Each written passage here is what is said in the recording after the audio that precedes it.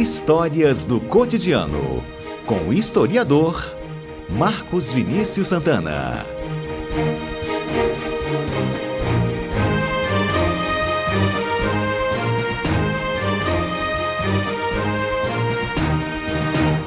Marcos Vinícius Santana com a gente aqui no estúdio, tudo bem? Boa tarde. Tudo bem, boa tarde aos nossos ouvintes, como estamos? Tudo certo, já contei para os nossos ouvintes que a gente vai falar hoje sobre o Saldanha da Gama, uma baita de uma instituição capixaba. Isso aí, uma das maiores e mais famosas que nós temos aqui no Espírito Santo. Por onde você quer começar? Olha, para começar a falar sobre Saldanha, a gente precisa falar de um processo que a gente já falou bastante aqui, que foi o processo de modernização que Vitória passou, né? Aquela virada do século XIX para o XX, romper com aquela coisa de cidade colonial, se tornar uma cidade mais moderna, uma cidade, né, mais próxima de ser uma capital. E isso passou, como eu disse várias vezes aqui, no campo da cultura e também no campo dos esportes. E essa ligação acontecia muito, principalmente na questão do esporte e da cultura, com a conexão que os jovens capixabas, principalmente os jovens da elite, obviamente, tinham com as principais cidades do país. Eles iam estudar, na maioria das vezes, direito e medicina, e lá tinham contato com as coisas que estavam acontecendo e sendo vigoradas lá, principalmente na capital do país da época, que era Rio de Janeiro, e São Paulo também. E aí o esporte entrou nessa, porque o esporte, para a época, gente, era pensado como, tinha uma concepção de ser algo diretamente ligado à saúde, assim como hoje, né? Mas naquela época estava tendo assim uma febre muito grande nos grandes centros, de ser algo ligado à saúde, à evolução do corpo. O corpo atlético era algo como uma referência da evolução humana, né? Então praticar esporte era muito importante. E isso acontece aqui, o que a gente chama, que os estudiosos colocam como a febre dos esportes em Vitória. Isso na virada do século XIX para o XX. E aí trouxeram para cá uma concepção de instituição, digamos assim, que acho que dialoga muito com a questão esportiva e com a questão cultural, que eram os clubes. Se pensar os clubes na época, era algo muito maior do que a gente vê hoje. Por quê? O clube, além de representar o local onde você praticava o seu esporte, né? Aquilo ali era um local social, porque você ia para lá, você tinha contato com as principais pessoas, e isso aí a gente fala, obviamente, dentro de uma perspectiva extremamente elitista, a elite da cidade, né? Porque um clube, ele não era uma questão acessível, tinha alguns clubes que em seu estatuto não aceitavam pessoas negras, por exemplo. Mas eu acho que a maior representação da segregação era a mensalidade, né? Algo que você teria que comprar o título e a partir da compra você teria que manter aquele título, então aquilo ali já selecionava por alto quem poderia de fato participar. Então você tinha ali, você ia para o clube, você participava de clube de leituras, você ia para lá para jogar sinuca, para conversar, para tomar um café, então aquilo ali representava mesmo o que dentro desse processo de modernização, estava diretamente ligado àquela questão cultural, que publicamente estava sendo representado nos parques, como eu falei, né, e na praça, que é o surgimento da Praça Costa Pereira e do Parque Moscoso, aqui em Vitória. E isso nos clubes também acontecia, porque você chegava lá, você trocava aquela ideia, então você representava o que tinha de mais moderno e de evolução na cidade para a época. E foi movido por isso que alguns jovens, em sua maioria portugueses, mas que residiam aqui em Vitória, fundaram em 6 de julho de 1902, o Clube Náutico e Regatas Álvares Cabral. Obviamente, numa menção direta ao português Álvares Cabral, por sua maioria de portugueses, e fundaram esse clube, que foi o primeiro da cidade. Nós não temos registro de clubes esportivos anteriores a isso. E isso foi um grande boom na cidade mesmo, porque eles logo trataram de comprar o que eles chamavam de baleeira, que era o barco para a época. E por que eu estou falando isso? Porque hoje a gente conhece o futebol como o principal esporte, né, o mais popular do Brasil. Mas naquela época, principalmente em Vitória, o remo era o esporte mais popular. E tudo em Vitória era voltado para a Bahia, né? Tudo acontecia na Bahia. Para vocês terem uma noção, com a chegada do Álvares e o desenvolvimento do remo como esporte, digamos, popular, ele sepultou uma prática muito comum que era aqui, que acontecia aqui, que inclusive seria nessa época que nós estamos agora, que era uma regata que acontecia todo 25 de novembro, em alusão ao dia de Santa Catarina.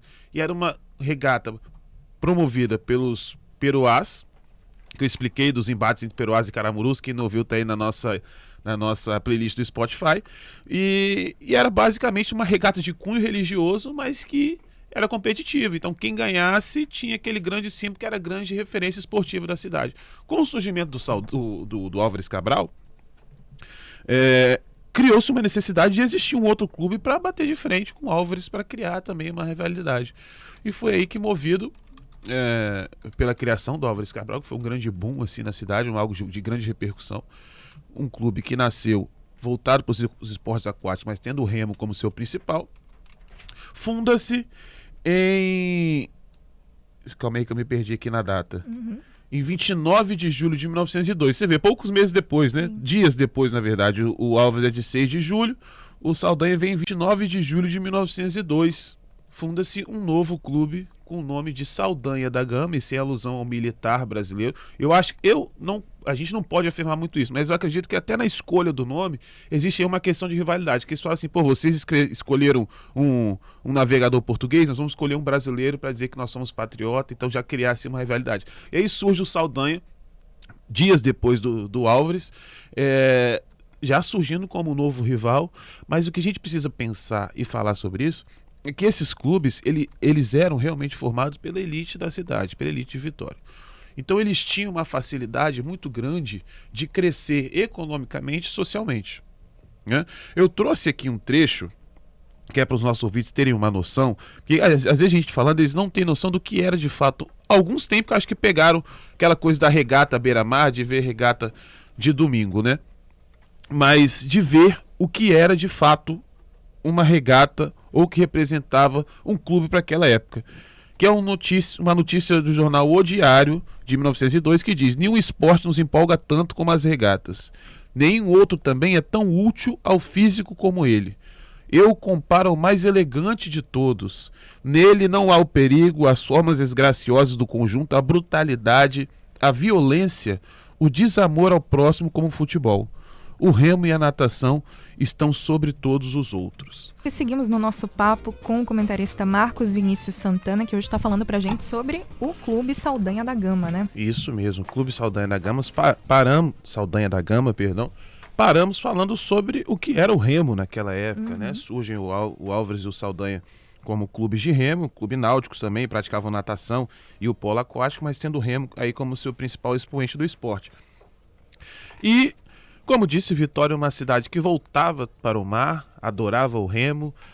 As regatas de remo ficaram famosas até os anos 2000 aqui. Eu acho que muitos ouvintes chegaram a ir domingo para beira-mar ver as regatas que aconteciam. Então foi algo realmente muito estrondoso para a época e perdurou até esses anos. E eu acho que a grande representação que a gente tem do Saldanha hoje, que é o que todo mundo quer saber, é aquele prédio que a gente tem, conhecido de Curva do Saldanha. Deu um nome à Curva do Saldanha, né? O prédio do Saldanha. E, gente, o Saldanha não construiu aquele prédio. Aquele prédio, inicialmente, ele foi construído com uma propriedade particular. Por um tempo, foi no momento da compra do Saldanha, né? Que nos anos...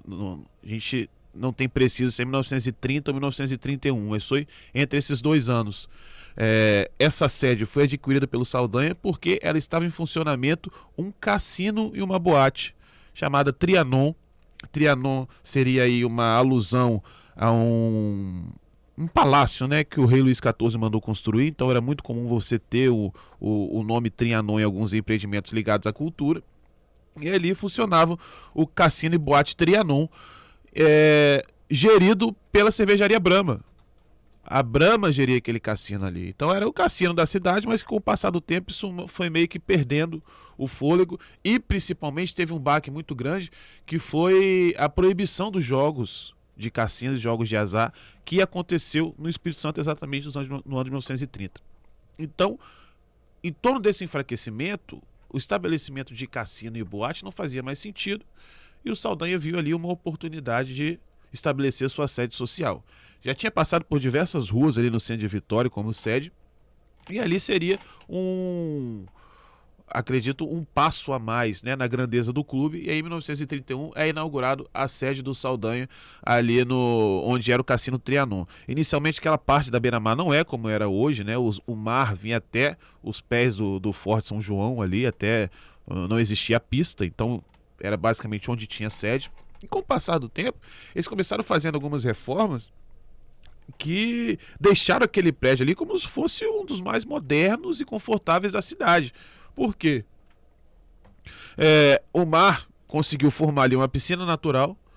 Quem era sócio, digamos, ou frequentador do clube, poderia ter uma praia particular, que eles conseguiram fazer um aterro que fez uma pequena prainha. Quem era esportista tinha ali um tanque de água natural que podia treinar o remo de forma tranquila dentro do Saldanha, ou então já na própria beira-mar. E aí o Saldanha explodiu como uma grande referência mesmo da cidade.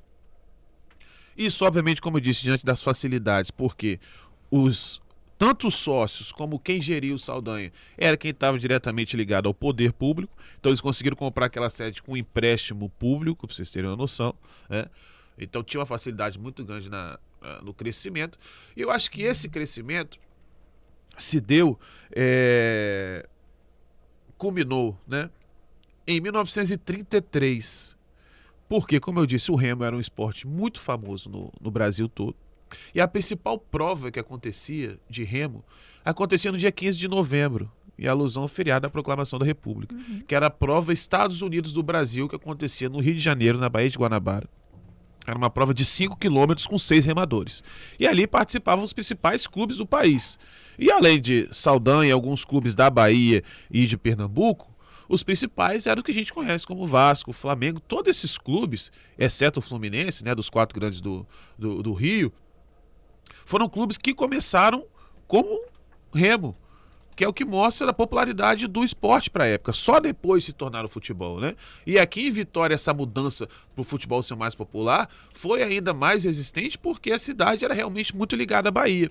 Enfim, chega em 1933, 15 de novembro, prova Estados Unidos do Brasil, e o Saldanha vai competir. A equipe do Saldanha era uma equipe muito boa. Nós tínhamos o remador Wilson Freitas, que era um dos maiores do país, que ele participou da Olimpíada de 1936 posteriormente, né?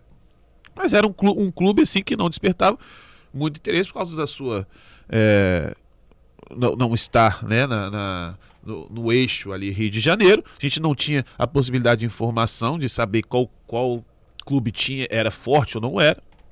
E o Saldanha chega na sua, de vermelho e branco, e começaram a prova, não se ver mais remadores de branco com a cruz de Malta e nem o vermelho e preto do Flamengo, e quem vence a prova Estados Unidos do Brasil é o Saldanha da Gama.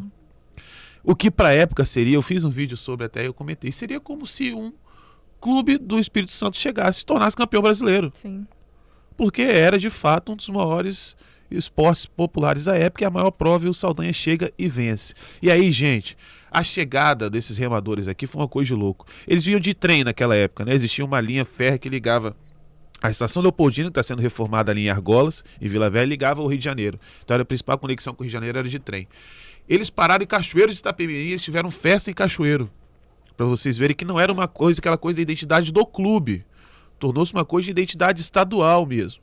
Então eles pararam em Cachoeiro, ter uma recepção estrondosa lá também. E quando eles chegam à Vitória, tem um desfile aberto de mais de 8 carros com eles separados, eles no carro de bombeiro. A sociedade para recepcionar os campeões brasileiros de 1933. Esse feito do esporte, que por muito tempo ficou o maior, foi o maior. Posteriormente nós tivemos aí medalhistas olímpicos, né? Então acho que isso meio que se nivelou. Nós temos a Neymar Carvalho, Neymar Carvalho, né? Que foi aí octacampeã mundial. Então isso aí, com o passar do tempo, se equiparou. Mas para a época foi de âmbito estadual, de âmbito nacional, perdão, foi a maior vitória do esporte capixaba. E aquele foi algo tão estrondoso que por meses aquilo passava nos cinemas de Vitória. As pessoas iam para o cinema para ver a vitória dos saldanhistas, né? Do Alvirrubro, do Forte, como ficou conhecido posteriormente. Tamanho foi aquele feito, tamanho foi a vitória do Saldanha como campeão brasileiro de 1933. Como eu disse, Wilson Freitas, que era o principal remador daquele grupo. Ele participa da Olimpíada de 36, que foi conhecido como Olimpíada de Hitler, né? Que acontece em Berlim. Foi uma Olimpíada toda cercada para se promover o governo nazista de Hitler. Isso mostra que ele estava aí dentre os maiores do Brasil, assim como o Saldanha. E com o passar do tempo, o Saldanha vai incorporando, o Saldanha e o Álvares, né? E a gente tem que falar já no plural, com outros clubes que surgiram também, como o Náutico Brasil, que surgia mais com uma questão popular, né? Na região de Santo Antônio, o Caxias, enfim. E aí ele foi incorporando outros esportes de quadra, como o basquete, o futsal, etc. Mas sempre numa decadência que culminou no que nós vemos hoje, que é aí um enfraquecimento total dos clubes, né? Isso se dá por diversos motivos. A gente não consegue assim generalizar em um único sentido, mas isso acontece, acho que principalmente diante da falta da dificuldade de se renovar o seu quadro de sócios, né? Naquela época a minha família foi por muito tempo sócio do Álvares, então você tinha um pertencimento muito grande ali. Você passava a colônia de férias, você ia para a colônia de férias do Álvares. Você tinha futsal, você fazia no clube. Se tivesse que tomar uma cerveja, você ia para o bar do clube. Então você tinha uma identidade que ia se renovando com as gerações. Hoje isso já não tem mais. Mais do que isso, a concepção de lazer está muito ligada hoje, às vezes, ao prédio que você mora, né? Se a pessoa mora num prédio que tem piscina e bar, mesa de sinuca, mesa de jogos, por que eu vou ser sócio de um clube e pagar mensalidade se eu pago o condomínio aqui? Né? Mais uma série de coisas que diminuiu essa identidade e a força dos clubes dentro do Espírito Santo. Mas ficou aí para a história. Eu acho que o Saldanha, não só como uma representação de nome que deu na curva do Saldanha, do prédio que está lá até hoje, né, que é tombado, mas que tem uma referência muito forte para o cotidiano da cidade, mas também na história de uma instituição que foi extremamente relevante no esporte, socialmente, que dividiu por um tempo, porque às vezes, gente, a gente fala que o ser Saldanha, do ponto de vista de sócio, é algo elitista, de fato foi, né? Você não era tão fácil popular você fazer parte de um clube desse. Mas a partir do momento que as regatas popularizaram e as pessoas podiam ir para a rua e da rua acompanhar para quem elas iam torcer, todo mundo em algum momento ou já foi Saldanha ou já foi Álvares. Então isso popularizou e isso fez parte da construção social da cidade.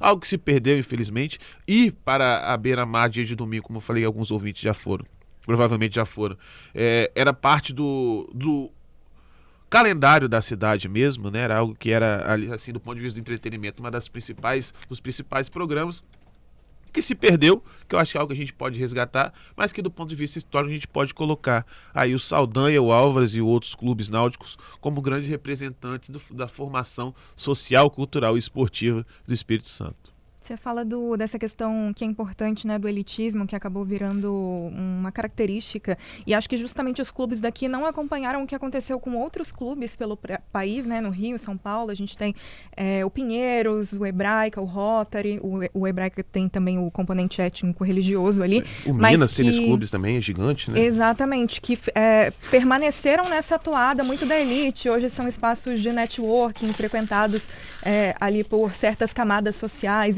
empresariais, políticas, e aqui isso não aconteceu, e aí eles acabaram tendo esse declínio também. E eu acho também que é um caminho muito próximo do que os clubes de futebol também não conseguiram acompanhar essa modernização e não é profissionalização, porque nós temos profissionais de todos eles, né? Mas eu acho que essa transformação de você entender o clube como uma empresa, de ser necessário você fazer algumas concessões, algumas parcerias, mudar um pouco da sua identidade para poder manter uma trajetória, né, esportiva que existia antes. Ainda resiste, né? Nós temos aí o Álvares, nós não podemos falar também no ponto de vista do fim, né? Não é que eles tenham acabado. Ainda forma jovens, ainda tem uma importância social muito grande. Nós temos muitos jovens participando no remo do Saldanha, no remo do Álvares. O Vitória Futebol Clube entrou no remo agora, então existe. Eles ainda resistem, não só no remo, no basquete, no futsal, mas que não tão quanto com aquela pujança que existia anteriormente. Mas, repito, só o fato de existir já é algo extremamente importante, né? Mas até aqueles que já caíram infelizmente, no ostracismo da falência, foram clubes e instituições que tiveram uma extrema importância na nossa história. Só para fechar aqui com a mensagem da Sandra, contando que o irmão dela foi campeão de remo pelo Saldanha na década de 70. Quando a gente falou o assunto, eu sabia que ia ter algum ouvinte com uma Sim, história com importante certeza. com o Saldanha ou com o Álvares, né? Falou um corpo impecável hoje com 70 anos, super saudável, que é a herança de saúde que fica ali pro esportista. Remou né? bastante, né? O corpo ficou saudável, é isso. Importância do esporte, né? O Perfeito. esporte é muito disso também, né? O esporte, ele consegue trazer isso, unir as pessoas, né? Então você tem ali gerações que passam, isso é um pai que passa a tradição pro filho, depois passa pro neto, e vai todo mundo se unindo ali, passa de geração em geração também, né? É um meio de sociabilidade, né? E nunca sentou na sala para assistir um futebol. No caso do remo, juntava, eu lembro de gente que levava cadeira de praia, aí o povo fazia tipo um piquenique, né? Aquela farofada igual de praia para ver o Saldanha e o Álvares passar, ver quem ia ganhar. Então é uma forma de sociabilidade mesmo. Muito legal de relembrar. Marcos Vinícius Santana, obrigada pelo papo hoje. Boa tarde para você. Até Eu logo. que agradeço. Muito obrigado. Até semana que vem. Até.